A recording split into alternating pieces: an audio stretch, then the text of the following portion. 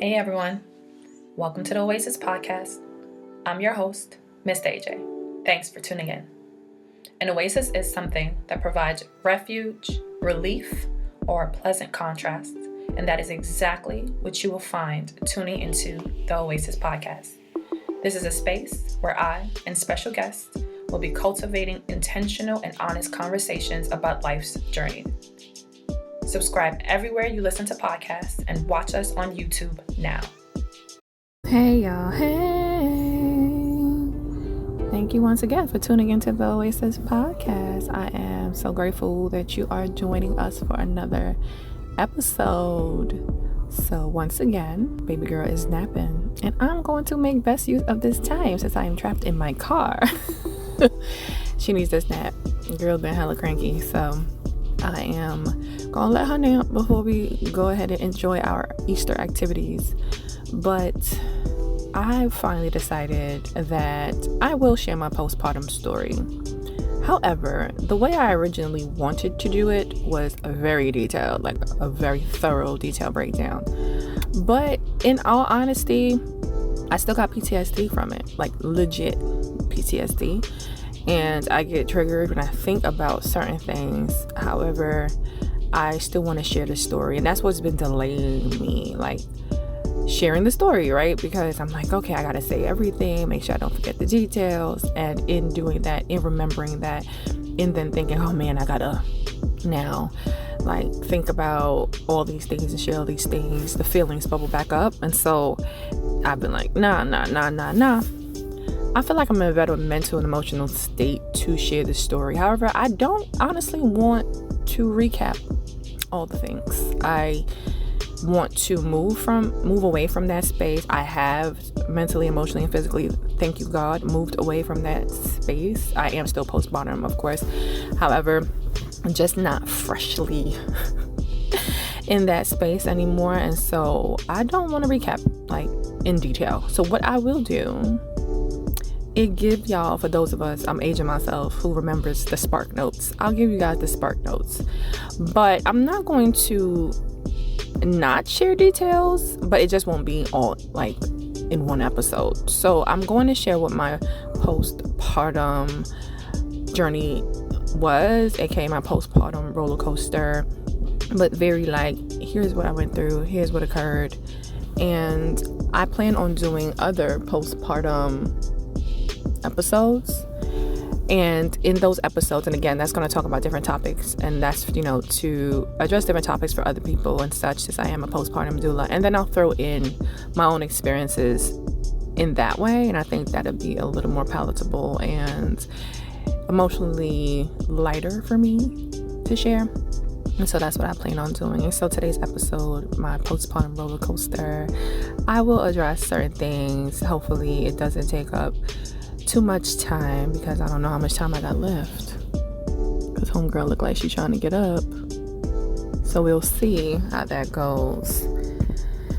Oh boy, child, postpartum, Lord have mercy. So I don't honestly remember where I left off after my birth story. I think I told you guys, I was readmitted to the hospital for postpartum preeclampsia. That was not fun. And about 2.5 days in the hospital, finally got to go home, I guess, that third night.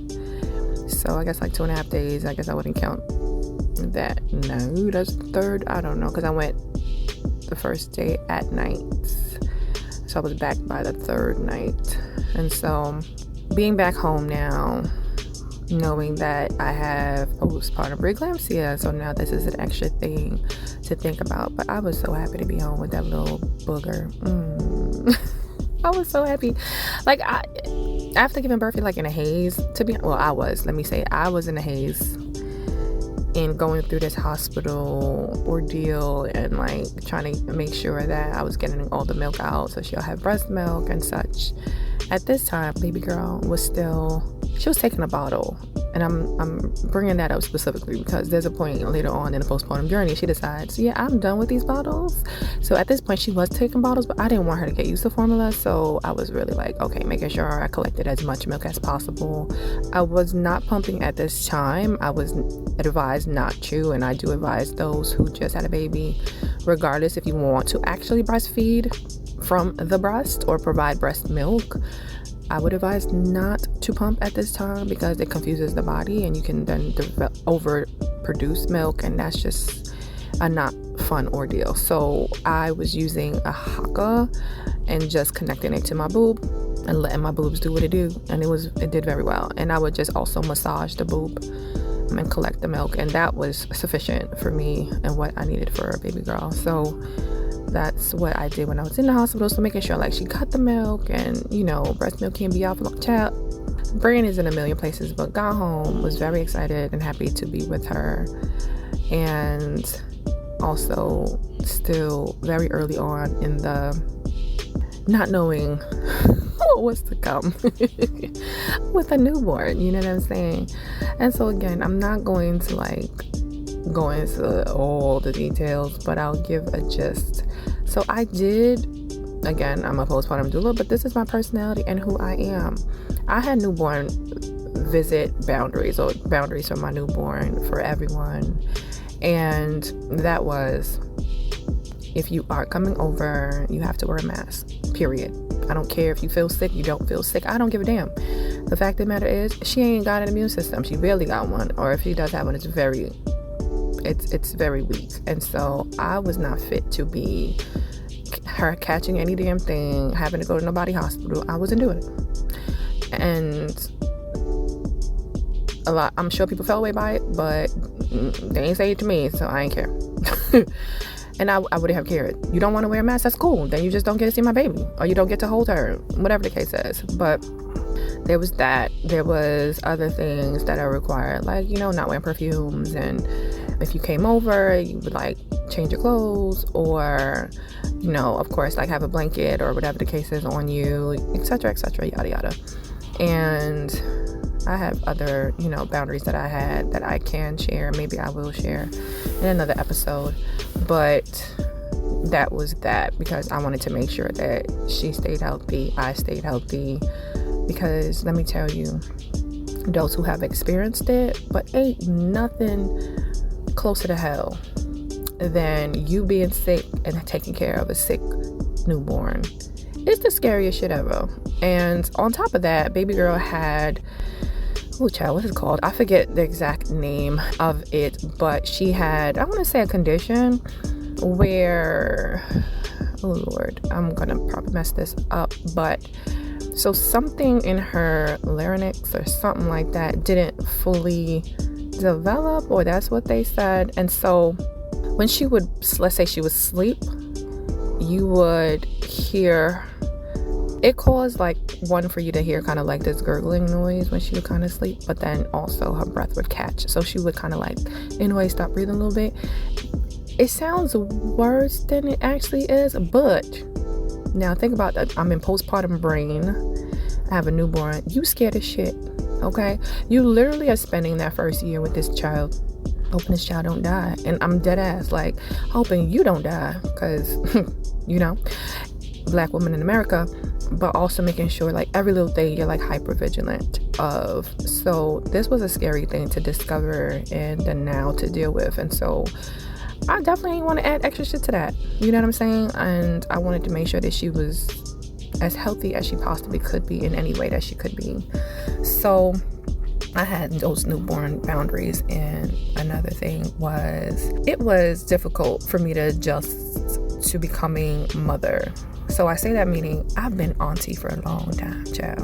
Long time. My oldest nephew, my oldest biological nephew, and my oldest biological nephew is 21. I think he just turned 21 or 22. So it's been some time. And so I kept when I would talk to her, I kept referring to myself as auntie, and I would be like, oh, tell auntie what you, I'm your mama. Okay. And so that really took me a long time to stop doing. And I mean months. It took me a long time to stop doing. So that was one thing. I did have postpartum doulas, which was my childbirth doulas. So they were the same ones who came. I had 3 visits after, 3 visits postpartum. They mainly, was there to watch the baby so we could sleep. That was the main thing. I think there was maybe the first visit where, they sat with the father and showed him how to, change the diaper and stuff. I'm not gonna say a lot to you. I don't remember all that, but I know they were there 3 times. I feel like at least 2 to 3 times they just watched the baby while I slept. There probably was one time they did wash some bottles, but again, this is up to you what you need. During this time, like my mom and my sister, they were sending food. So food was not an issue. Thank God for them, bro. Like, thank God. Okay? But also another newborn boundary was the first 2 weeks that we were home, no visits were allowed. Granted, I had to go in the hospital, but I chose, very carefully 3 people that I trusted very much so. And so they were the only people who were able to come over. But again, once I got home, visits were. Are you feeling overwhelmed by the demands of life? Motherhood? At AJO Consulting Services, LLC, we offer comprehensive wellness services that include personalized coaching, doula care, consulting, and personal and professional development to help you navigate this beautiful yet challenging phase of life. Our services are designed to support individuals and communities, especially women, birthing people, and families of color, in creating a more joyful and stress-free experience. From family planning to postpartum care, we provide the tools and resources you need to thrive. Let AJO Consulting Services help you prioritize your well-being and create a healthier, happier future for yourself and your family. Done, right? And so for like 2 weeks, there were no visits so that we could adjust to everything. And outside of course, the doulas who came, but those visits were actually spread out. I feel like they probably came. Maybe they came within the first 2 weeks, but I'm not 100% sure. But then I know the other ones, it spread out between like a month or 2, to be honest, the 3 visits. And what else, Lord? Oh, let me just throw in there. I would have never survived without Amazon. Granted, we don't F with them like that now. But understand, I don't know how y'all mothers did it before. Y'all the real OGs, triple OGGs, because the way, while you in it, it's like learning on the job. You're like, oh crap, I need this. Oh my gosh, I need that. And the way Amazon came through clutch, I'm dead ass. Like, I would order stuff. I guess they know how this works, because stuff for babies will literally come the same day or the next day. I was like, this is amazing. So I would constantly be like having to order things. And so Lord knows I would not have made it without Amazon. I'm just going to be real honest with you. There's so many things you don't realize you need, and ain't nobody was running outside to go nowhere. I remember my sister's day, we were always in Target, child. Again, another place we don't go, but we was always in Target. Jesus, I couldn't have done it. Every time you need something, you gotta run outside. Who watching your baby? You gotta bring the baby. It was just too much. So I'm grateful for that. I really am. In regards to me personally, I didn't tear during birth. Praise the Lord for that. Again, she was small, so that probably played a part with it. But my midwives, they were down there doing what they did. They would there are different things that they can do to prevent tearing, and whatever they did worked, because I did not tear. There was lots of bleeding. Let me rephrase that. Not true. Them first, what you call that? After birth, them first, quote unquote, they give you 6 weeks. You say you'll bleed, pretty much essentially shedding all the stuff that collected while you were pregnant. Wasn't actually that bad, which I thought. I'm like, oh, this ain't nothing, especially compared to what my regular cycles were. This was nothing. I know that sounds crazy because my cycles used to be wild. Remember, I have fibroids, right? So it was pretty okay. The real bleeding happened, honestly, when it was supposed to stop. So around the 6 weeks is when I really started bleeding, and then I had to go to the emergency room again. only to find out I still had placenta in me. And so that more than likely triggered the postpartum preeclampsia, to be honest. But it definitely triggered the bleeding. So there was more bleeding. So the bleeding continued. I literally bled for, you were supposed to quote unquote bleed for 6 weeks. I gave birth May 20 something, and I kept bleeding, and my birthday's in July 20 something, and I bled almost the week prior to my birthday. So that was almost 2 full months. Yeah, I bled a while, and I don't mean some light stuff, because after the 6 weeks is when I started really bleeding. So it was not light, and that bleeding, excessive bleeding, caused me to be anemic. Joy. Yeah, I went through it. I, of course, having a newborn, barely slept. I was not getting the help that I really needed, to be 100% honest. And like most people who have had children who are postpartum currently, you never get enough help, right? So people, after the 2 weeks, people who were quote unquote coming over to, and I say quote unquote to help, really is to be in that baby phase, but they're not really helping you, right? Like I said, my sister, mom, clutch, set food, those were the real MVPs. Okay, the people who would like come over, again, I did have 1 or 2 people who truly did help, like for real, but a majority of people just want to be in that baby's face. They don't really care about you or what you need. And this is why it's important to have a postpartum plan. This is why it's important to know who's going to come over. This is why it's important to distinguish who's going to be guests and who are going to be visitors. There's a difference. And the thing is these particular individuals, right, were family, but also I didn't know how they would show up. You know what I'm saying? And so it's not until like you're in it, you're like, these niggas ain't even fucking helping to do nothing for real. Not changing diapers. At most they might give a bottle, but then again, there was a point where she stopped taking a bottle. So then they ain't really helping you do shit for real. Right? And then you start realizing, again, it takes a while, because again, for me in particular, I was going through extra shit, because now I have postpartum preeclampsia. I'm anemic. My asthma is going wild. And so I'm dealing with a whole bunch of health stuff. And so I was in a crazy haze, like not really realizing what's going on, if that makes sense. And so when I started really getting my bearings together and started noticing stuff, shit was already underway. And it was like, ugh, now how do I handle this? And do I want to? And child, and then that postpartum anxiety pops in, baby, or that postpartum paranoia, where you just think, something's gonna happen to your baby, and child, all the things. And so there's so much to deal with, and then to have to address certain things. And so sometimes it takes a while sometimes for you to be able to speak up the way you need to speak up and reinforce boundaries the way you need to. But please be mindful and careful who's going to be around you around this time, and make sure that they're actually going to help you.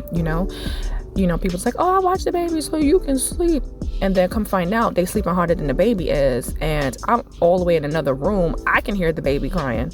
I can, and not even full blown out cry, but fussing. They're right next to the baby and they're sleeping.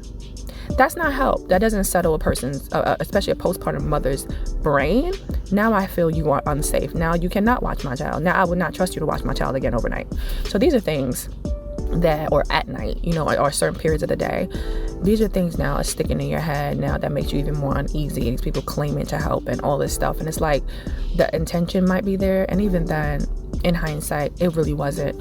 But the intention might be there, but the reality and people's capacity may not be there. And that's something to also think about. What else? Breastfeeding is not for the weak. And we're going to talk about that in another episode fully. But that shit, baby. So I am still breastfeeding. My child is almost 2 years old. She refuses to get off my boobs. Another conversation for another time. However, during this time, there was a moment of engorgement because me, silly old me, I'm like, okay, people are here, let me sleep, right? At this point, she was still taking a bottle. She stopped taking a bottle at, I think it was like 2 months, about 2 months, 2.5 months. No, it was around 2 months. It wasn't 2.5, around 2 months. And so she was still taking a bottle at this time. So thank God for that. So I'm like, okay, people are here, let me go sleep. Whenever anyone was around and I was able, and I felt safely enough to drop the baby, like not drop, but like hand the baby over, that's what I did. I didn't shower. I didn't eat. I slept. If I had an option to do anything, and meaning like, oh, hey, I'll take the baby, I'm sleeping. So that's what I did. Sleeping. And which wasn't good because I was not eating enough. I wasn't hydrating enough. And that's a whole nother thing as well, because postpartum nutrition and sustenance is so paramount. But I was not. And so I was sleeping, and I didn't wake up when I was supposed to get that milk out. Woke up, my boobs were, oh my gosh, on fire. They felt crazy. Thank God I didn't get, it didn't like develop until full-blown, mastitis, I think it's called, where you need antibiotics and such. But like I was able to talk to my midwives, and they told me things to do. So I used frozen, what is that called? Cabbage, frozen cabbage leaves in my bra. I used ice and stuff like that. So that helped. And thank God. And I never did that shit again. I'll tell you that right now. But that was not fun. My baby never had issues latching. So thank God for that. But it's uncomfortable. This is something that you've probably never done, a first-time mom. So it's wildly uncomfortable. It's a huge adjustment just in general. And it's very taxing on your body. It's just so taxing. And you have to make sure you are eating well. And I was not doing that. There was no one paying attention fully to making sure I was hydrated and cared for. And that's another thing, right? You would hope that the person you're with and your partner is making sure that you're cared for in that way. That wasn't the case for me. And so granted, though, that like food was being sent over, actually making sure I had time to sit down and eat the food, right? Making sure I was having enough meals during the day, making sure I had snacks, making sure I was hydrated. If someone is not literally babying you to make sure you're eating, it's easy to neglect yourself in postpartum. It's so easy to not get your basic needs met because you are so consumed with taking care of your child, or you're exhausted and you just rather sleep than do anything else. And so I unfortunately didn't have that caring person to be mindful of me, because again, a lot of people want to claim that they're there for you, but they just want to be around a baby because people are obsessed with babies, but not children for real. Or people are self-involved and they want to continue to live their lives as if they're not a parent now, and they want to continue living their lives as such. And so now you have extra burden that you need to care for. And so that was that. And we talked about the bottle refusal. She started refusing the bottle at around 2 months, and there was really nothing much I could do about that. So a lactation specialist, I tried all the things. I literally bought so many bottles. I spent so much money on bottles that looked like real breasts. They were like brown, just all the things, all different bottles. I looked up things, researched. My daughter said nah. And I truly and honestly feel that this coincided with around the time that her father and I separated, though he was still around to, be part of her life more regularly at this point. I feel like it coincides with that. And maybe I'll talk about this in another episode, but I definitely think this was God, this was spirit, this was her. And I feel my daughter is very spiritually inclined. She knew what she was doing, because the way things played out afterwards, shit would have went very different. I think if she was a bottle taking child that didn't need me to be around as much as I needed to be around, because I was her only food source. What else? So my postpartum preeclampsia management. So the initial meds they gave me, first of all, another reason why I stayed at the hospital so long was because they needed to find the best meds to give me because I was breastfeeding. So they did give me the meds. Then the meds they ended up giving me, I was able to go home and such, ended up actually messing with my asthma, which is something to pay attention to if you do have asthma. So then they had to change my meds. Once they changed my meds, I was pretty much cool beans. After, honestly, 2 weeks of being on the meds, I didn't need them anymore. My blood pressure regulated. Because again, I normally have very low blood pressure.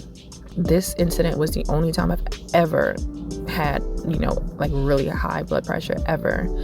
And so on being on the meds for like days at a time, my blood pressure would drop to be really, really low. So I got off of them, and it pretty much sustained itself. Now, due to now my body though is now how can I say this, being introduced to this high blood pressure, now with the stresses of having a newborn, and now being anemic, which I wasn't 100% sure what it was at the time, because I later found out I was anemic. But I was having like any little bit of stress, my head would just feel like it's ready to explode, honestly.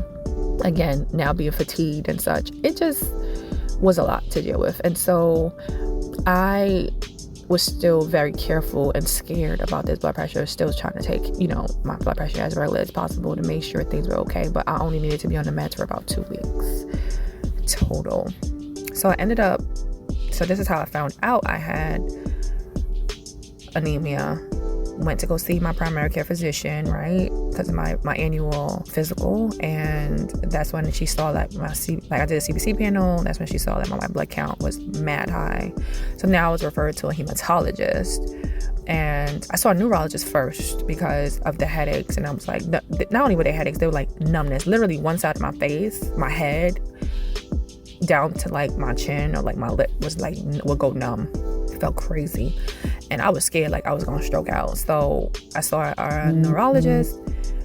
The neurologist pretty much ruled out anything was wrong. So she, I believe, suggested I see a hematologist as well.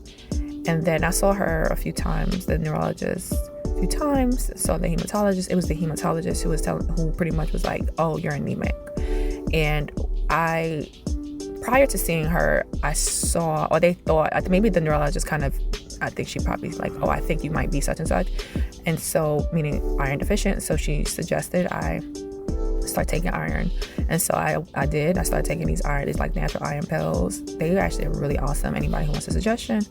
But I can't remember the name right now, to be honest, but super awesome. So I started taking them maybe a week or so prior to seeing the hematologist. And so when I went to see the hematologist, she was like, okay, yes, you are anemic, such and such. They did blood, did all the things.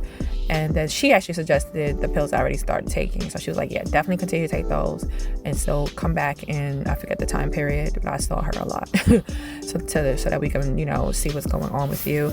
And so that was something else I had to deal with. But it was definitely the iron. The iron gave me a lot more energy. It, the numbness gradually went away. The feeling of pressure in my head, though, took a little more time. But again, because that was also linked to fatigue. And baby, tired as shit after you have a baby. Granted, again, not getting the amount of support that I needed in the way that I needed it. And so I'm like doing, honestly, 90% at this point, 90% of everything by myself, for real. The 10% is, when people will come over or whatever the case is, and the little bit that people would do. So you're tired, fatigued, just unable to deal with things really in the way that you would want. What else? Now, the asthma flare up. During this time, my asthma went wild, bro. Like, I literally felt my lungs shifting back into place. I know that sounds crazy, but as crazy as it sounds, that's how it's crazy as it felt. It felt crazy. And I literally had moments where I felt like I was suffocating. I could not catch my breath. And that was the most scary thing ever. Like, I hope, Lord, it's the closest I ever feel to like dying, because it was not okay. It was just not, it just didn't feel good at all. It didn't last very long, but the period of time that it did last, it just felt crazy. And so I had to see my pulmonologist I had to get some more asthma meds or change the ones that I had, which didn't sit well with me. It made me feel extra crazy. So I went back on the old ones, but I had to get a nebulizer. Whole bunch of figuring out my health after postpartum, and then having to deal with a newborn that, eventually stopped taking a bottle. And so being outside the house for longer than 3 hours, at a time was hard as shit and super stressful. Like, I couldn't do much, and the much that I could do had to stay within this window, because I had to go home to feed her, because she would not take a bottle. Like, she would not take a bottle, she wouldn't get a full feeding. So then she would, cry and lose her mind or whatever the case is. So, child, stress. Okay? Stress.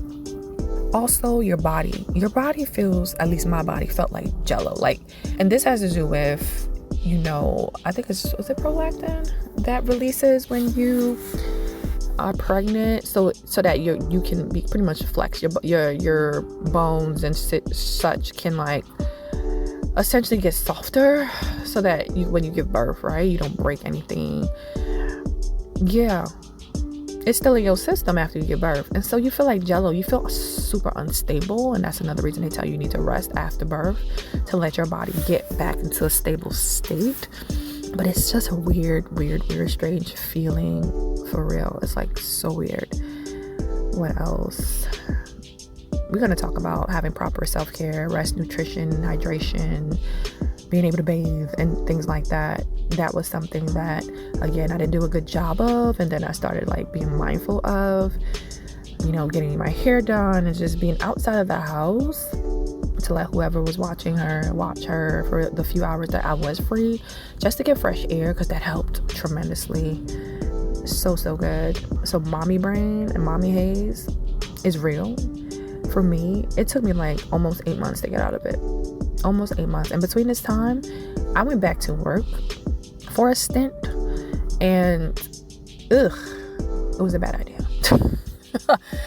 Because it's like I felt dumb, for the lack of better wording. I felt dumb. I felt like it just took so much work to comprehend things and for things to stick. And I honestly would not suggest it if you have the ability and the luxury, because I know it's a luxury to not go to work that first year after birth. Take it, because you honestly, it's hard to concentrate. You won't be the same person mentally. You're not as sharp, honestly. And if you don't have really care you can trust, know that your child is safe and all the things, it just feels, you're just sitting there just thinking about your baby. You're scared, you're worried, you're this, you're that. Child, it's a lot. It's a lot. It's a lot. I probably would talk about returning back to work as well, postpartum, in a different episode, because that in itself is a whole ordeal. It's something that we really need to take more care of and think and put more thought into. Again, my postpartum anxiety flared up to 1,000,000. 1,000,000. And it took, child, I still got it. I ain't gonna hold you. I still got it. If she's away from me for too long, my brain is like, with my baby. But it's definitely better. It's definitely better, for sure. But it's a thing that you really can't explain to anybody. Like, unless you have experienced it, you really can't explain it. And I think that is motherhood in a nutshell, to be honest with you. I also had postpartum shedding. Fun. So I have locks. And so it wasn't like super easy to see the issue because of the locks. And thank God for my loctician. But baby, this girl snatched all my edges. This little girl snatched my edges, baby. Okay? So I lost, honestly, to sum it up, about like 3 locks in the front, because they literally came off. Like, they had to be reattached. Okay? And my loctician was just so nice at what she did, that she was able to make it look like my edges were still there. But baby, they weren't. My edges didn't grow back till like, for real, till like 15 months postpartum. Is when they was like, oh, they're not losing. Okay, it looks like they still here. All right, we got something to work with. Child, the way these kids suck you dry, Lord of mercy. So now, getting back to a new normal. I didn't start feeling quote unquote normal till about 18 months, for real. Maybe between 16 and 18 months. It's when I was like, wait a minute. I kind of feel regular. Like, it just kind of happens where I'm not as exhausted, and I'm not, feeling so off. You just start. As a new mother, you deserve to focus on bonding with your baby and healing your body. Our compassionate postpartum doula services provides you with the support and care you need. From newborn care to light household chores, our doulas will allow you to rest, recover, and enjoy the precious moments with your little one. Benefits of our postpartum doula services are personalized care tailored to your specific needs, relief from household chores and newborn care, emotional support and guidance, increased bonding time with your baby. Experience the gift of rest and support with postpartum doula services at AJO Consulting Services now. Start to have a semblance of like, oh, this is who I used to be. Oh, this is nice, kind of feeling. And so that was, oh my gosh, so welcomed. Oh my gosh. Like, it just literally cried, like, because it felt so good to be that. back to that space again. You're never the same, but it gave you a taste of what you used to feel like, and it was amazing. And lastly, I'm going to end with having mommy friends. Honestly, it was a lifesaver. Like, being part of mommy groups, either online, on WhatsApp, and having mother friends in real life. Again, I think having those who've been through it in the past, they might have their kids a lot much older, but especially having those who are going through it with you in real time is a lifesaver. Motherhood can feel isolating, and I please implore any new moms, find mommy friends. But most importantly, find the ones you can really be honest with. Not the ones living in la la land. Oh, motherhood is amazing. And it's bullshit. Them niggas are delusional. Don't fuck with them. Because if you can't be your true self and talk about the bad moments, that's not a safe place.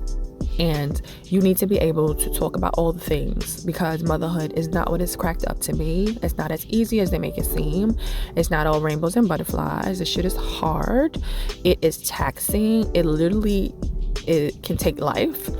And you need to be able to have those moments, as well as like, oh my God, but I love them. Have those moments and like be able to cry and be able to just have, and I mean, even happy tears. I've had so many happy tears with this little child of mine, and just her just being, and it makes your heart swell, and it's beautiful.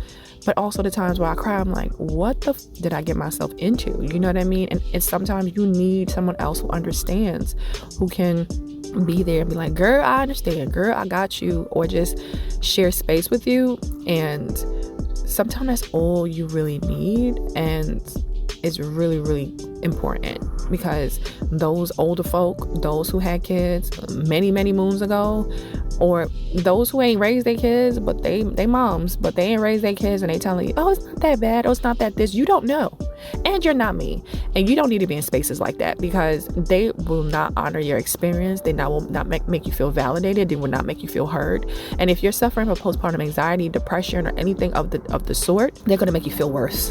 And so steer clear of them. I was going to say them motherfuckers, but steer clear of them, because they're just not going to make your experience feel good as it needs to. So please steer clear of them. And I'm being so honest, like, you're going to feel the weight of their opinions and their thoughts for people who ain't do this, but I mean, decades ago. And those, honestly, let's be real, a lot of us who are from Caribbean backgrounds, our parents didn't raise us like that, for real. No judgment, but there is some judgment. Okay, for some. I ain't gonna hold you, I'm being real. I couldn't fathom doing it, but I understand why it was done, because they had to work and they had to survive in this country. Got it? But I also think you need to sit down and don't give advice if you weren't the one raising your child, for real. That's how I feel. I need to talk to the person that was actually raising that child. That's how I feel. So people who are actually hands-on, they were there with their kid day in and day out, those are people you want to talk to. People who want to do the same, who has the same parenting style as you, those are the people you want to talk to. Those who are going to allow you to be, whether it's the up or the downs, those who you want to talk to. Keep away from those who didn't really do the work, because they don't understand. They just think, oh, you want to complain, or you're this, or you're that, or they're so far removed from the experience, they don't remember, so they cannot empathize with you. And you need empathy, you need compassion, you need safety. And so you need to be around people who can provide that, because if not, they're going to drain you. They're going to make you feel like, if you don't already feel this as a mom, that you're not doing enough, that you suck, that this and this, or they're going to think they're going to try to come in and do what you can't, like they did it the first time when they ain't even do it their damn selves. You understand what I'm saying to you?